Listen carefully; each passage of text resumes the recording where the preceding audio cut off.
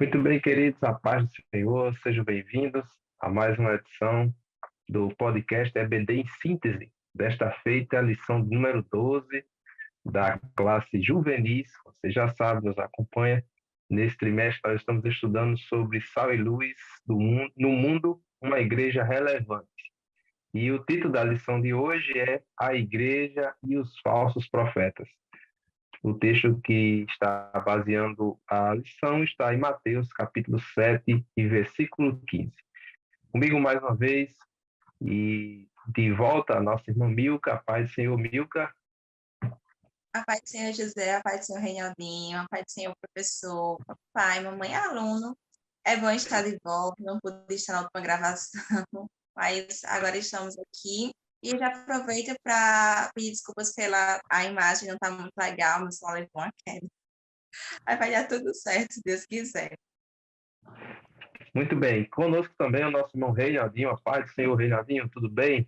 Pai, Senhor irmão José, Pai, Senhor e irmã Milka, nossos amados irmãos professores e alunos e pais, né? Internautas que nos assistem. Deus abençoe a vida de cada um. Muito bem, queridos. É uma lição bastante interessante desta feita. Estaremos vendo sobre a igreja e os falsos profetas. Interessante que a lição ela vai fazer, na sua introdução, já uma distinção, professor, muito importante e que nossos alunos devem conhecer conceitualmente, né, o que é realmente um falso profeta. E, Milka, nós vemos aí que no comentário da lição nós vemos essa distinção, essas nuances relacionadas tanto ao Antigo como ao Novo Testamento sobre o que eram os falsos profetas. São contextos diferentes, situações diferentes, no entanto, a natureza deles permanece a mesma. Exatamente. Apesar de serem diferentes no Antigo e no Novo, mas é um diferente que é semelhante. No final das contas, o falso profeta ele vai ser aquele que vai desvirtuar a palavra de Deus. No Antigo Testamento, Deus falava ao povo através dos profetas, mas tinham aqueles que queriam ganhar em cima e criavam falsas mensagens, e também tinham os profetas dos falsos deuses. Então, eles também eram falsos profetas, porque propagavam uma falsa mensagem. Já no Novo Testamento, a gente vê um contexto de falsos profetas como sendo aqueles que vão desvirtuar as doutrinas que foram ensinadas por Cristo, né? E são aqueles que vão pegar o evangelho e vão transformar em outra coisa que o evangelho. E a gente tem que ter muito cuidado, porque hoje isso continua acontecendo, não é à toa que estamos tendo essa lição, e é de forma muito sutil. Se mantém algumas coisas do evangelho, se mantém algumas coisas da Bíblia, mas desvirtuam outra parte. Pegam o que é semelhante para atrair e depois ensinam algo que é errado contra a palavra do Senhor.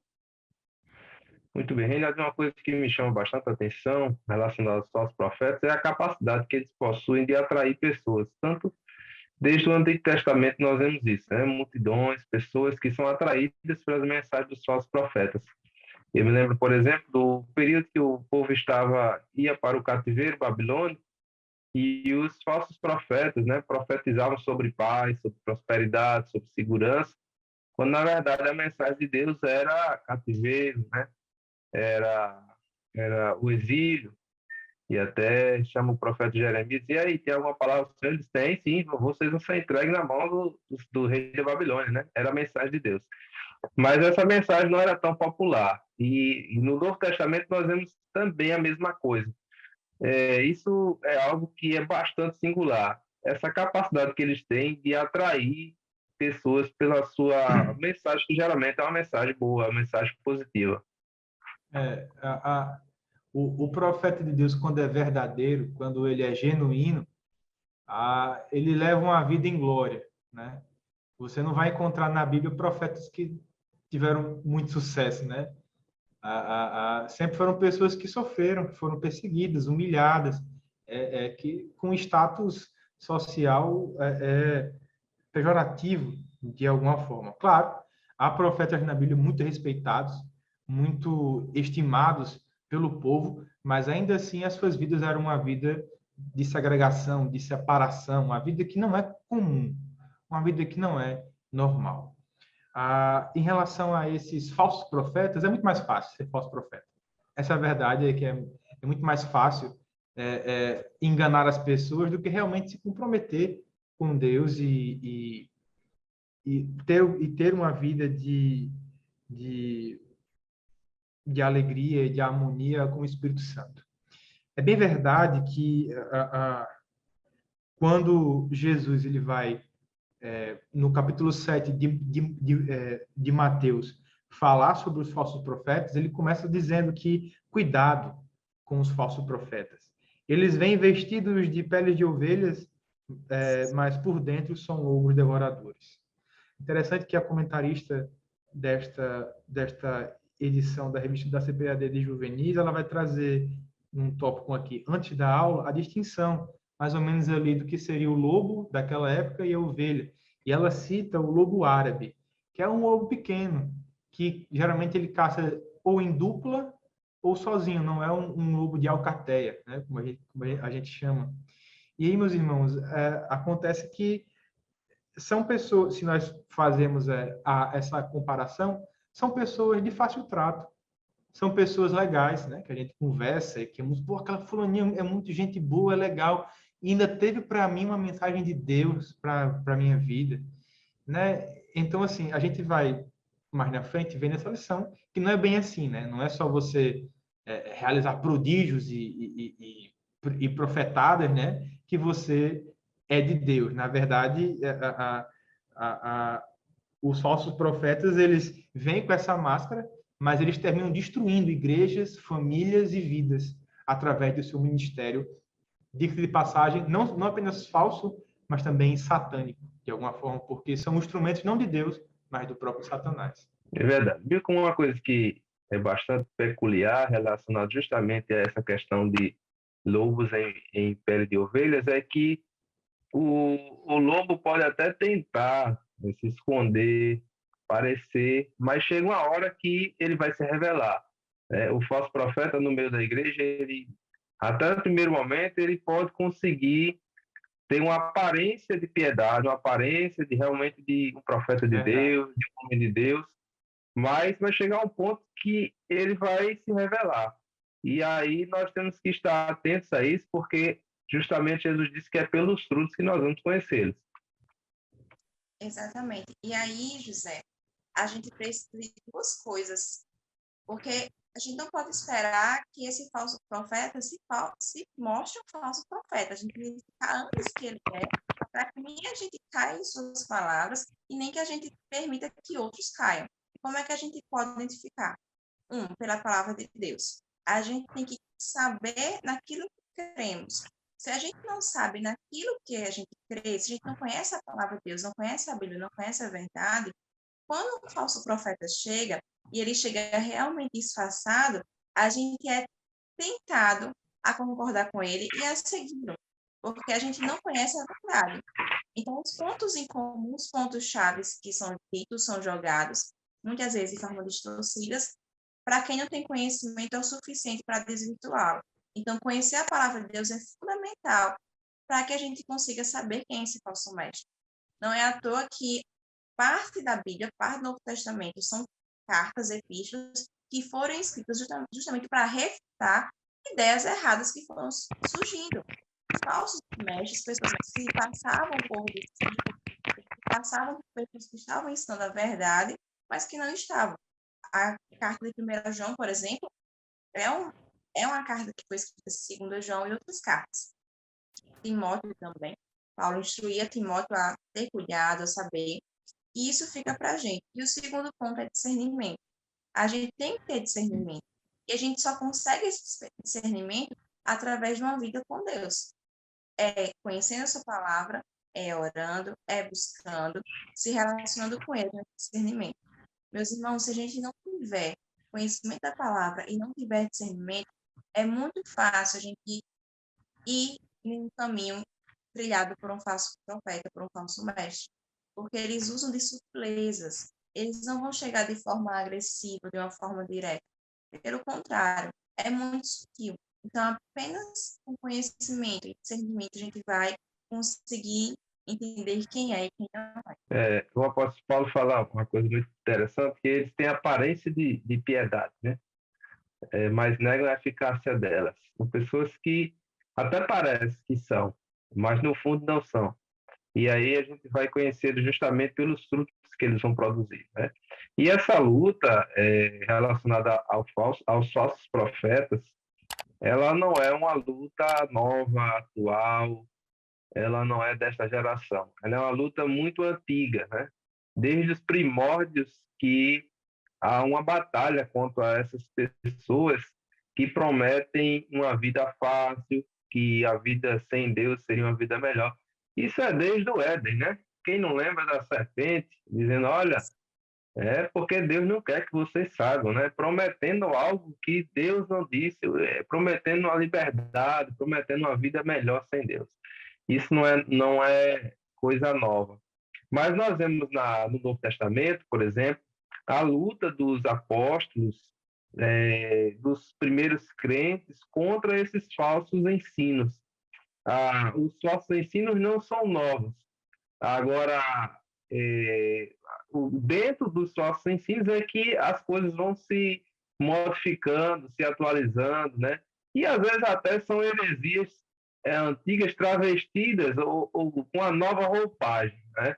E nós vemos isso desde a igreja primitiva. Mestres, doutores que diziam que eram cristãos, mas que, na verdade, a sua essência era uma essência herética e que promoviam dissensões no meio da igreja, Reinaldo.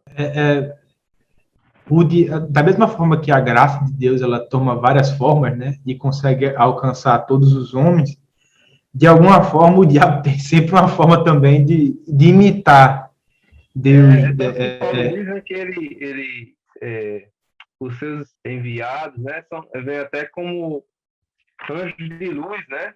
Exatamente. Coríntios, né? Ele Exato. diz isso justamente porque ele consegue se transmutar em anjos de luz, se transforma em anjos de luz. O próprio Satanás transfigura em anjos de luz. Quando Jesus ele vai, e que Mateus relata lá em Mateus 7, ele fala o seguinte: entre pela porta estreita, pois larga é a porta e amplo o caminho que leva à perdição, e por elas muitos são muitos os que entram por ela. E como é estreita a porta, é apertado o caminho que leva à vida. São poucos os que a encontram. Ponto. E ele começa: cuidado com os falsos profetas. Eles vêm a vocês vestidos de pele de ovelha, né? Então, ou seja, ele está falando da porta larga e depois ele começa a falar sobre falso profeta. O comentarista Champlin, ele vai dizer que nesse momento, o que Jesus queria dizer é uma interpretação sistemática que ele faz, que o significado para a porta larga e a porta estreita, a porta larga seria a falsa religião. Essa seria a interpretação que Champlin dá. E eu, de certa forma, concordo com isso, porque, como bem a professora Milka já bem falou, os falsos profetas, eles arrastam multidões, né? Arrastam multidões, e a coisa é tão complicada que a raiz desse mal cresceu tanto que hoje você tem igrejas, claro, não vamos dizer o nome, mas, obviamente, vocês sabem, que existem igrejas que se dizem de matriz pentecostal, se dizem, mas não são, porque aquilo não é pentecostalismo, que acontece ali uma série de coisas místicas, né? O misticismo dentro da igreja, talvez, meus irmãos, seja a maior causa dos falsos profetas hoje, porque se há misticismo, é porque não existe palavra de Deus. A luta do apóstolo João, lá em Éfeso, contra os gnósticos, a luta do apóstolo Paulo contra os judaizantes, a luta do escritor dos Hebreus também contra os judaizantes, mostrando que Cristo é superior a todos os profetas. Essa luta que eles tiveram, nós também temos. A luta de mostrar que a palavra de Deus é inerrante, é infalível, nós também temos. O diabo tem muitas formas. Olha, veja, você tem aí lives na internet onde pessoas distribuem profecias a troco de dinheiro. É a live então, profética. A live profética, sabe? é uma mediunidade que bíblica não tem nada, entendeu? Não tem nada. É uma enganação pura. Enganação pura. Meus irmãos, então, vemos aí a pessoa abre uma casa numa esquina, chama uma pessoa de oração, né? Que ele chama. Ele tem o negócio com ele é diferente. Né? Deus fala, ele já escuta. Deus fala e Deus me escuta. Eu penso, ele me escuta. Quanto mais se eu falar. Né? E veja só, os falsos profetas, eles não só desviam o povo, mas como eles limitam o acesso de Deus ao povo. Se o profeta traz a mensagem de Deus, quando o falso profeta traz a mensagem do homem, o povo se ilude e esquece de que pode encontrar a verdade de Deus na Bíblia, na palavra de Deus. Não é? Então, é como se fossem ali um entendimento cauterizado, eles trazem para si doutores, sabe? E isso, gente, olha, isso atinge tanto pessoas de um nível intelectual baixo, porque se iludem com essas coisas, porque não leem a Bíblia, porque não se aprofundam na palavra de Deus. Nível intelectual que eu falo é um nível bíblico, um nível que você não escuta boas pregações, você não se interessa pela palavra de Deus, você não vai para a escola dominical, não é? E também pessoas de um alto nível intelectual, sabe? O que nós temos hoje de teólogos místicos, liberais. Esses dias eu ouvi uma pessoa dizendo que ainda há revelações bíblicas a serem dispensadas. Que absurdo, isso é um absurdo. O cânone foi fechado com a morte do apóstolo João. Não há mais o que todos os apóstolos estão mortos, estão com Deus nesse momento. Então, a falta de leitura bíblica e o crescimento do misticismo teológico tem sido causa de esvaziamento de verdadeiras igrejas. Carlos, se você pontuar, eu só queria, na verdade, ler o texto de 2 Coríntios, capítulo 11, versículos 13 ao 15, onde Paulo diz assim, porque tais falsos apóstolos são obreiros fraudulentos. Eles se intitulavam ainda de apóstolos. E Paulo chama eles de falsos apóstolos, de obreiros fraudulentos, que transfigurando-se em apóstolos de Cristo. E não é maravilha, porque o próprio Satanás se transfigura em anjo de luz. E ele completa dizendo, não é muito, pois, que os seus ministros se transfigurem em ministros da justiça. Ele chama os falsos apóstolos, os obreiros fraudulentos, de ministros de Satanás. E ele diz que eles se transfiguram em ministros da justiça, o fim dos quais será conforme as suas obras. Isso mesmo. E o que Renan falou, pegando o gancho dele, ser um falso profeta é mais cômodo do que você ser usado verdadeiramente por Deus. Quando a gente vê o relato bíblico, os profetas eram usados para mensagens muito doloridas, tanto que o povo não gostava muito dos profetas, né? Quando Samuel vai até a casa de Davi para ungí-lo, perguntam logo, é de paz a sua vinda? E você vai trazer alguma mensagem de destruição, que a gente fez alguma coisa errada? Porque era pesado.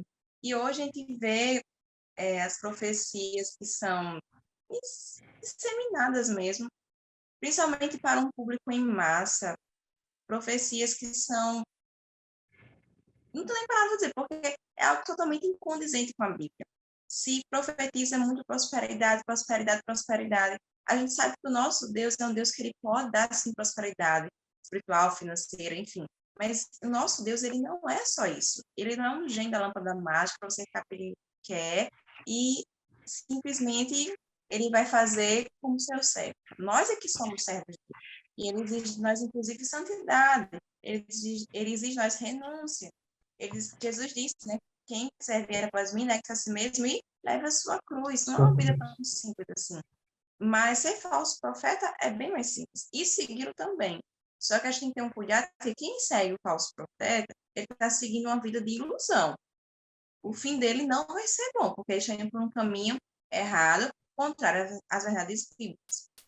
E hoje, com o advento da popularização das tecnologias, está sendo cada vez mais fácil ser falso profeta. E você encontrá-lo também, porque antes você ia na casa, você escutava alguém, o irmão da igreja falando que fulaninho ora e Deus faz, profetiza e Deus fala. E você ia na casa da pessoa. Agora você manda um WhatsApp, agora você usa uma outra rede social, você faz a live, é mais fácil. E isso também faz com que você atinja um público em massa. E aí a gente entra para os nossos juvenis, faixa etária de adolescentes, 15 a 17 anos, uso intenso de tecnologias. Eu sou jovem, mas os meninos do juvenis sabem mais do que eu, porque eles já pegaram muito mais tecnologia. Então, eles têm mais acesso, mais facilidade a encontrar esses assuntos, a encontrar essas temáticas. E aí, eles estão preparados, e é onde entra a EBD. A EBD, ela chega para ensinar a verdade bíblica, explicar aquilo que a gente não consegue entender, porque às vezes a gente pega um texto bíblico e a gente não entende. E na EBD, tira-se as dúvidas. A revista, ela é comentada por um motivo, ela não é só o texto bíblico. Ela comenta para ser destrinchado um assunto. Isso é uma ferramenta que ajuda o nosso aluno. Mas a gente tem que entender que cada vez mais o acesso a doutrinas erradas é facilitado. Não adianta dizer que vai ser restrito, não vai. Vai ser facilitado.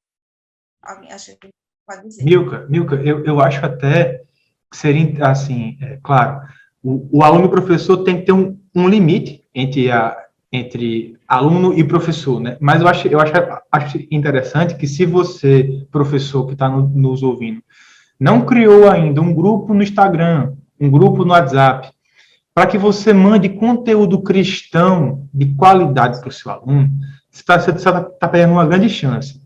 Porque a nossa batalha da Escola Bíblica Dominical, ela é muito inglória e injusta algumas vezes.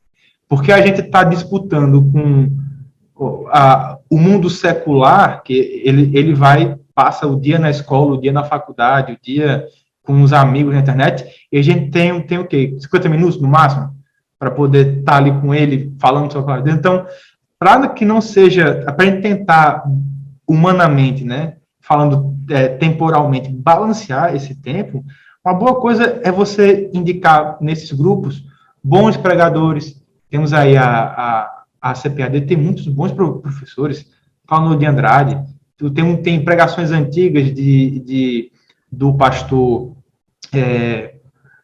Antônio Gilberto, o pastor Elenay Cabral, nosso pastor aqui, nosso conterrâneo, pastor Elinaldo Renovato de Lima. Então, assim, temos muita gente boa, basta só que se apresente. Eu fiquei muito assustado. Uma vez eu estava com um grupo de jovens da faixa etária de juvenis também, assim, tinham mais velhos também, mas era mais daquela idade. Aí foi perguntado, qual pregadores vocês escutam? Era fulano relâmpago, fulano trovejada, fulaninho do fogo, sapato não sei o quê, olho grande da bola de fogo. Então, assim, eram pessoas que assim, primeiro, eu não vou dizer assim, que eu nunca ouvi falar, mas que do que eu sei, a gente sabe que não traz uma palavra robusta de crescimento, não é? Então, assim, eu acho que a gente, como professor, tem que trazer para os nossos alunos, porque, assim, eles vão passar do juvenis e vão para a classe de jovens, depois adultos. Eles têm que estar revestidos de uma doutrina sólida, sabe? Porque para falar, como o Milk, como o José já mencionou, para não cair em qualquer evento, sabe? E já entrando no próximo tópico da lição, a gente tem na lição 3 a identidade dos falsos profetas. Então, esses falsos profetas, eles são bons em alguma coisa, eles não são pessoas que vão chegar desajeitado, não. Se por um acaso não chega desajeitado, ainda assim é intencional. É porque aquela forma de agir ainda vai pegar um grupo. A gente tem que parar de pensar de que as coisas acontecem pelo acaso. Quem tem intenção de desvirtuar os crentes não vai fazer algo por um acaso. Não vai chegar assim, não tem uma intenção. Não, quem está na igreja, quem é um lobo disfarçado de ovelha, ele está com essa intenção lá. E a gente precisa ter cuidado. E não são pessoas despreparadas. são pessoas que vão ter uma boa oratória. Essa boa oratória não necessariamente é falar bem, meus irmãos. É falar uma linguagem que o outro compreenda. E às vezes a gente peca nisso. A gente está dando aula para adolescente e às vezes querendo falar como está falando com um adulto, com uma pessoa que tem uma experiência de vida totalmente diferente. A gente precisa falar uma linguagem que o nosso aluno entenda para que ele compreenda essa palavra e se firme. Porque se ele chega lá na sala, na igreja, não entende a pregação, não entende a aula da EBD, não entende nada, que desmotiva, porque ele não consegue entender. Segundo, que como ele não entende, ele não aprende. Se ele não aprende, vai para o terceiro ponto, ele não aplica. Se ele não aplica, ele vai seguir o quê? Aquilo que ele consegue aplicar. O aplicar. inverso também é verdade, né? Se o cara chegar falando errado, trocando as palavras, isso, sintase errada, conjugação de verbo errada, o aluno vai dizer, vixe, brincadeira aqui comigo, né? A gente tem que ter alguns cuidados, porque quem vem para desvirtuar, ela vem com condições para isso. E como é que nós estamos sendo? A gente se aproxima do nosso aluno, Renato bem falou, existe um limite, mas a gente também tem que ser próximo do nosso aluno. Nós, professores, não somos um ser distante, um ser à parte. Às vezes, compartilhar os nossos erros e como a gente corrigiu eles, como a gente buscou a Deus, é uma forma de se aproximar. Sair depois de um culto para lanchar ali, depois de um culto de jovens, por exemplo, também ajuda. Criar esse vínculo até para entender o que é que seu aluno consome, para que você possa trazer para a aula. Porque às vezes o que ele consome não é o que você consome, em questão de mídias e de pregações, de material. Só que a gente tem que saber o que ele consome para a gente poder entender e poder rebater isso em sala de aula. A gente tem visto muito nas muitas pregações, infelizmente, até mesmo dentro da igreja, em cultos, que trazem o homem para o centro da conversa, como se ele fosse um ser mais importante. E a gente tem que conversar muito nós falamos sobre isso. Que o centro da nossa vida é Cristo. Os apóstolos passaram por dificuldades, por heresias, em relação à natureza de Cristo, em relação a ídolos. E isso acontece hoje, mas a gente for ver hoje, o maior ídolo está sendo o próprio homem, o eu. A gente já teve uma lição sobre o amor, que a gente tem que falar sobre o amor próprio e distinguir o que é amor próprio de verdade e o que não é, para que não vire egoísmo. E a gente tem que falar isso no nosso aluno, porque o mundo, ou quem se infiltra na igreja, ele traz o eu. Porque você fazer com que o seu eu esteja no centro é bom, porque você vai ter que ser agradado e não agradar, você vai ter que ser servido e não servir, você não tem que mortificar a sua carne, então é muito mais prazeroso. E aí a gente tem que ser o nosso aluno sobre isso. E o falso mestre também vem com outros pontos. Eles vão perverter a doutrina. Então, o que a gente está ensinando no salão? Será que a gente se aprofunda na temática? Não dá para aprofundar tudo, mas pega um ponto-chave para acrescentar. A gente não pode encaixar com o nosso aluno não entende, não compreende. Os meninos vêm na escola geopolítica, em geografia. Eles veem a história do Brasil e do mundo. Aprendem com o primeiro, segundo, terceiro grau, se deixar. E eles aprendem. Porque eles não podem aprender a palavra de Deus de forma correta. Porque a gente tem que se limitar muitas vezes a contar uma história. Sendo que a gente não deve contar a história. Se a gente conta uma história bíblica, deve trazer aplicação prática, deve trazer um ensino. A gente tem que ter cuidado, porque Satanás, ele não descansa. A gente até descansa, nós somos seres humanos, mas Satanás não descansa. Ele fica ao nosso derredor 24 horas procurando a quem tragar. E nós, como professores, temos uma função importante nisso, que é revestir o nosso aluno de conhecimento. Perfeitamente.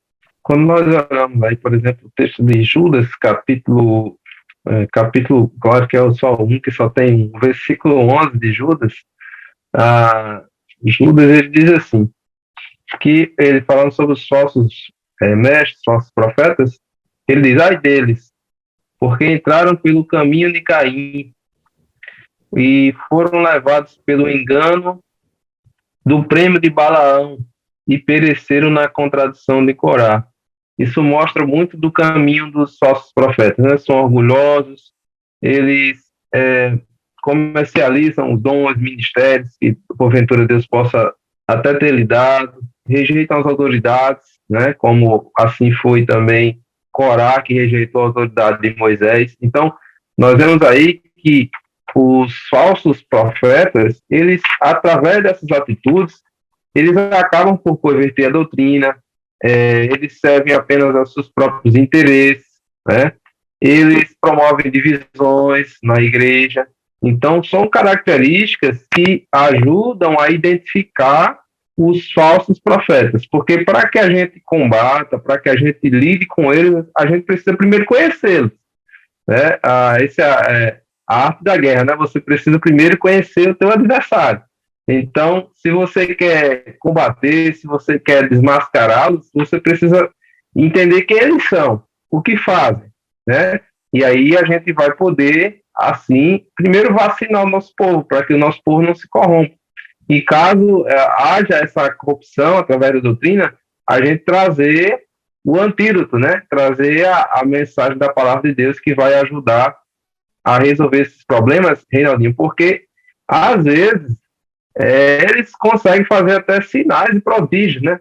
E maravilhas. Eu me lembro do texto do sermão profético, sermão escatológico, quando Jesus disse que nos últimos dias, né, no período tribulacional, aqueles que virão com o anticristo, eles farão até fogo cair do céu, né? E enganarão a muitos. É verdade. Eu estava lendo aqui o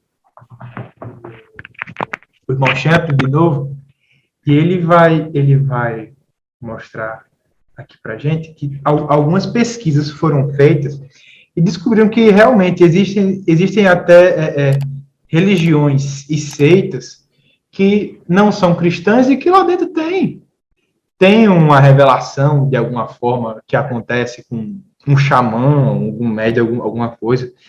E veja só, essas pessoas, se você olha sobre a perspectiva espiritual, a gente sabe que pelo estudo da demonologia, os demônios são muito mais fortes do que os seres humanos no mundo espiritual. Tem poderes além dos seres humanos.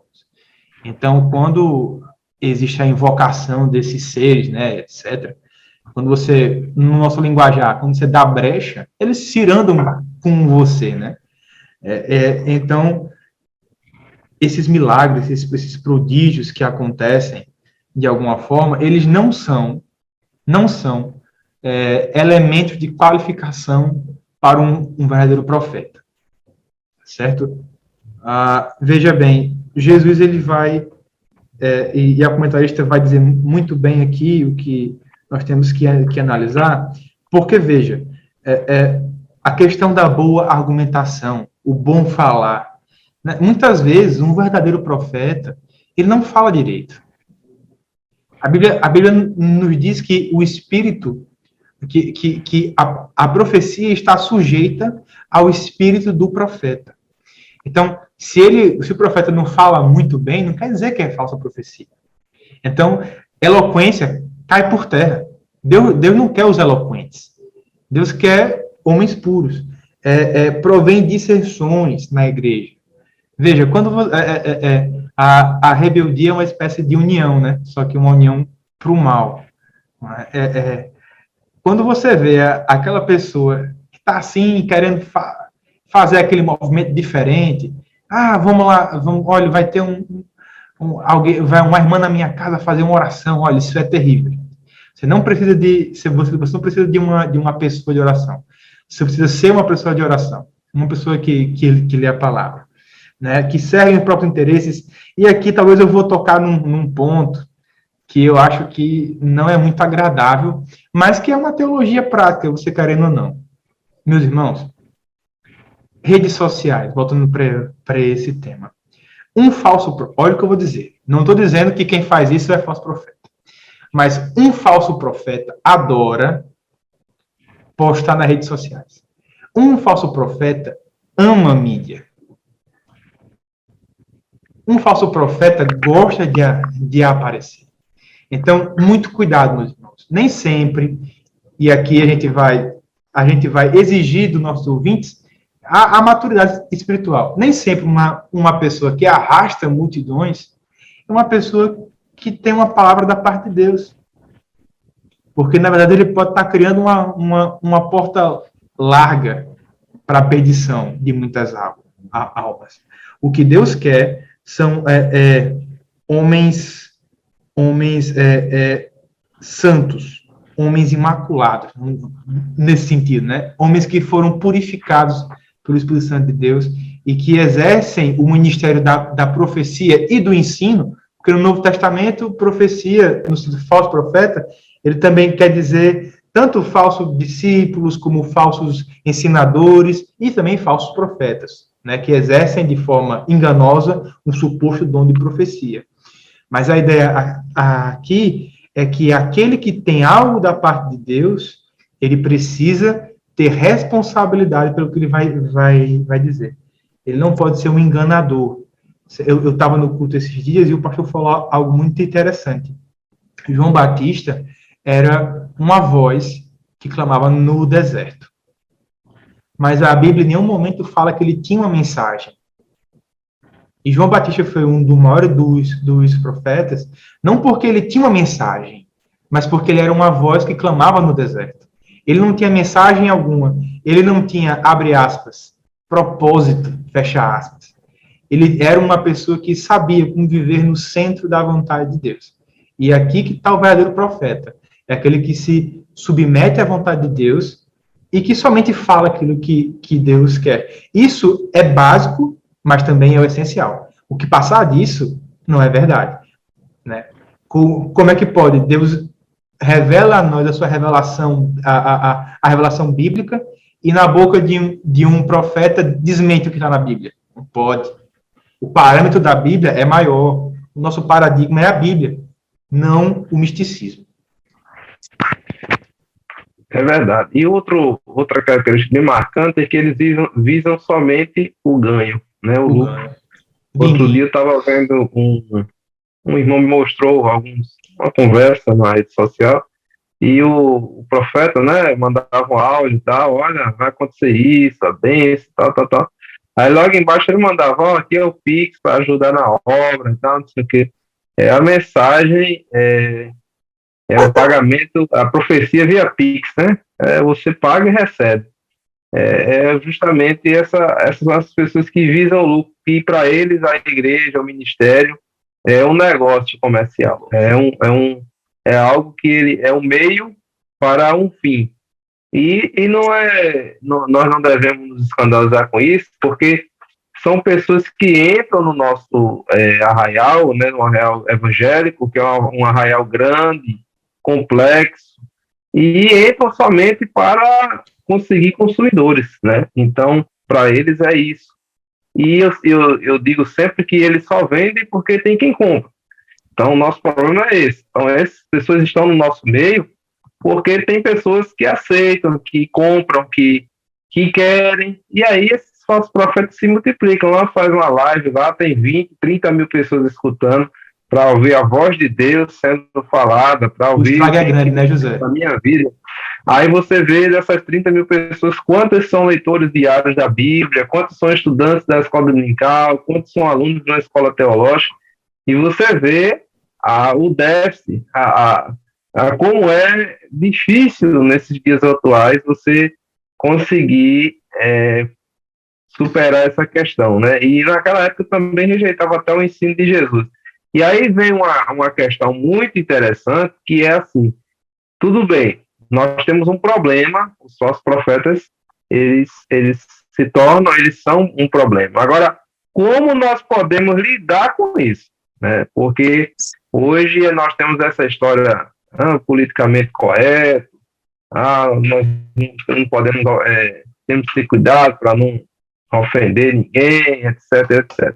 Não é que nós vamos ofender as pessoas, xingá-las, maltratá-las, mas como crentes, né, nós temos que aprender com os apóstolos. Você vê que os apóstolos, voltando um pouquinho para o tópico 2, eles tinham algumas atitudes, eles enfrentavam os falsos profetas, eles denunciavam as heresias e eles, acima de tudo, orientavam os cristãos sobre a verdade do evangelho. Então, como é que nós vamos fazer? Nós temos sim que enfrentar mesmo, não aceitar de forma alguma recuar, fazer acordos com essas pessoas, porque eles são ervas daninhas para o reino. Eu fazendo uma comparação aqui, eu me lembro de um contexto histórico da Segunda Guerra Mundial, onde o então primeiro-ministro britânico, o Neville Chamberlain, ele queria fazer um acordo com Hitler. Não, Hitler ele vai apenas pegar a região ali dos Sudetos e tal, e vai ficar por aí mesmo. E tinha um então chamado louco, né, na Câmara, lá no Reino Unido, que era o primeiro, então ainda não era primeiro-ministro, Winston Churchill, e ele dizia: olha, Hitler é um diabo, é um demônio, ele não vai querer só isso, não. E a história está aí para contar, né? Hitler, ele queria muito mais. E o que eu quero dizer com isso é que não adianta a gente querer fazer acordo com o diabo, fazer acordo com os falsos profetas, porque eles querem sempre mais. Nós temos que combater mesmo. E Churchill dizia: nós vamos combater nas praias, na terra, no ar. A igreja também tem que ser assim. Nós temos que combater na igreja. Se está fora onde tem falso profeta, nós temos que mostrar ao nosso povo que aquilo está errado, por que está errado, e ensinar o caminho certo. E, meus irmãos, José falou agora no final, ensinar. É ensinar mesmo. Às vezes a gente confunde o ensinar, que o ensinar você vai aprofundar, você vai trazer uma temática, você vai explicar. A gente confunde com apenas jogar uma palavra, ou apenas levantar um tema, discutir e rebater. Não é isso. Quando a gente vai ver a orientação que Deus deu para os hebreus sobre o ensino dos pais aos filhos sobre a palavra de Deus, era no caminho, era nas suas atividades, era algo constante. O ensinar deve ser algo constante. É em todos os cantos, em todos os momentos e em todas as faixas etárias. A gente não pode pensar: essa daqui não precisa, essa precisa. Todos precisam aprender a palavra de Deus, a verdade dela. Inclusive nós. A gente ensina, mas a gente tem que se dedicar a aprender essa palavra para que a gente possa ensinar, para que a gente também não venha estar correndo de ensinar algo que não convém. Reinaldo, nós temos que este modo de lidar com os falsos profetas, ele deve ser muito cuidadoso, zeloso, porque é como aquela parábola do joio e do trigo, né? Eles se infiltram de uma forma tão poderosa no nosso meio que, às vezes, eles se tornam praticamente, e nos primeiros momentos, fica meio difícil de você distinguir. Mas, como a gente disse no início, com o tempo, essas coisas elas vão se tornando evidentes. E aí nós temos que fazer aquele exame que Jesus ensinou no Sermão do Monte, que é a produção dos frutos.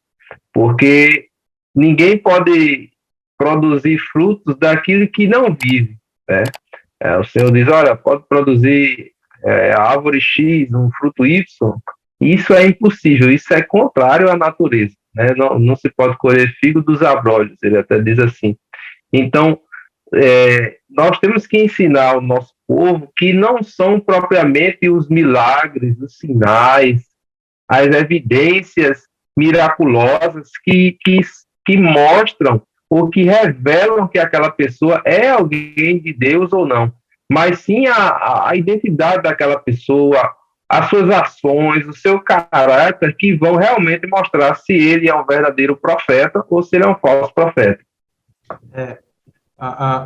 Eu acredito da seguinte forma, que se Jesus e os seus apóstolos nos falaram que é possível que o próprio diabo e seus ascetas e seus demônios, eles produzam eventos e acontecimentos que para nós são descritos como um milagre, então, logo, esse não pode ser o nosso parâmetro para definir se uma profecia é verdadeira ou se aquele ensino vem da parte de Deus. Certo? Então, acho que é isso que nós falamos aqui hoje. Então, voltando ao tema que você já inseriu, seria, botando, como a gente pode lidar com esses falsos profetas, como combatê-los. Milka já foi bem enfática, temos que combater de todas as formas. Você falou, né, fez aquela comparação, terra, ar, todos os nossos lugares, e nós fazemos também isso em oração. Acredito que uma forma que nós temos, a principal, eu acho, de combater os falsos ensinos, os falsos profetas, é a santificação própria e da igreja também. Porque vejo que Pedro nos diz aqui, em 1 Pedro 3, acho que é o 15, 1 Pedro 3,15, antes, essa aqui é a versão da King James, antes reverenciai a Cristo como Senhor em vosso coração. Outras versões falam, antes santificai os vossos corações em Cristo, estando sempre preparados para responder a qualquer pessoa que vos questionar tanto a esperança quanto a esperança que há em vós. Né? E aqui outras versões falam sobre que vos pedir a razão da esperança que há em vós. Muitas vezes, meus irmãos, uma conversa de 5 minutos pode resolver uma vida de erros e heresias, tá certo? E aí, veja só, nós temos a chance, como professores da classe de juvenis, de cortar esse mal pela raiz, tá certo? Então, quando você perceber que um aluno está se envolvendo demais com movimentos extra-bíblicos, movimentos extravagantes, movimentos neopentecostais, temos que tomar muito cuidado com isso, tá certo? E ter uma conversinha, eu acho que não tem nenhum problema você chamar aquele rapaz para conversar e falar, olha, aquilo que você puxou naquele dia, né, aquela pregação que você comentou, que você botou no grupo, que você postou, olha, ela tem alguns problemas. E veja, pessoal, trazendo essa batalha para a igreja, isso acontece com pregações, acontece com esse tipo de movimentos extravagantes, com hinos que têm heresias, né, hinos que têm erros bíblicos, heresias, extravagâncias, triunfalismo, tudo isso você tem que tirar dos hinos, né? Olha, vou dar aqui só um exemplo. Tem um hino que diz, graças eu te dou, Pai, pelo preço que pagou. Tá certo? Até então, não tem nenhum problema, mas, biblicamente, o Pai não pagou o preço, foi o Filho. Né? Isso isso mais na frente, se isso passar em branco, isso pode gerar, por exemplo, a ideia do unicismo, a ideia de que só há um Deus e que quando Jesus encarna em forma corpórea humana, o céu se esvazia de Deus. Deus não está mais no céu, mas agora está no homem. Então, veja, há um problema seríssimo, não é? Que uma letra sutil como essa pode passar. Tem uma outra letra de um outro hino que fala, vejo 8 bilhões de formas de amar. Isso para mim não é outra coisa, senão um fomento ao homossexualismo, a práticas homossexuais. Né? Então, não vejo. Esse mesmo hino depois ele vai dizer que tu farias 100 bilhões de vezes mais. Poxa, como é que um Deus que é perfeito em tudo que faz pode fazer mais? Né? Então, não é uma heresia, mas é um erro bíblico. Vocês estão me entendendo? E nossos alunos podem cometer esses erros bíblicos até mesmo de forma inconsciente.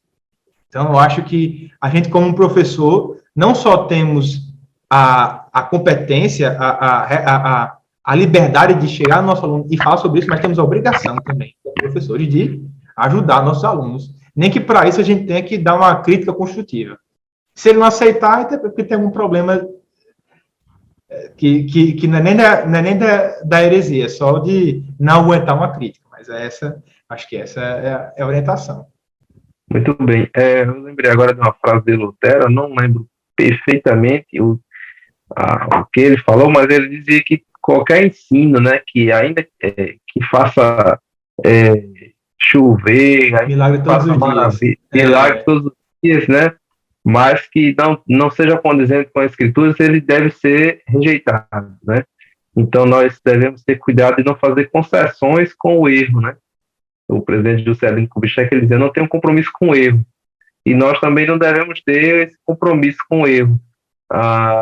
Nós devemos nos prevenir, né, justamente contra o engano dos falsos profetas, e para isso, para nós encerrarmos, eu vou passar para a Milka fazer este encerramento.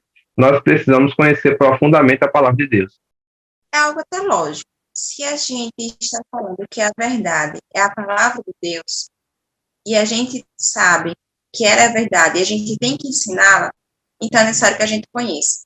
Se a gente está querendo que o nosso aluno, ou que a nossa igreja, ela siga a verdade e não falsos mestres, e essa verdade está na palavra de Deus, então é necessário que eles conheçam a palavra. O conhecimento da boa doutrina cristã, que é o que está na Bíblia, é o que vai fazer com que se cresça espiritualmente, é o que vai fazer com que sejam sólidos, sejam cristãos maduros espiritualmente e que não sejam enganados facilmente por falsas doutrinas. Então, não tem como a gente falar de falsos mestres, falsas doutrinas, sem falar de que é essencial que se conheça a Bíblia. Não é simplesmente ler um capítulo por dia, um livro por dia, o que for, mas é conhecer a palavra.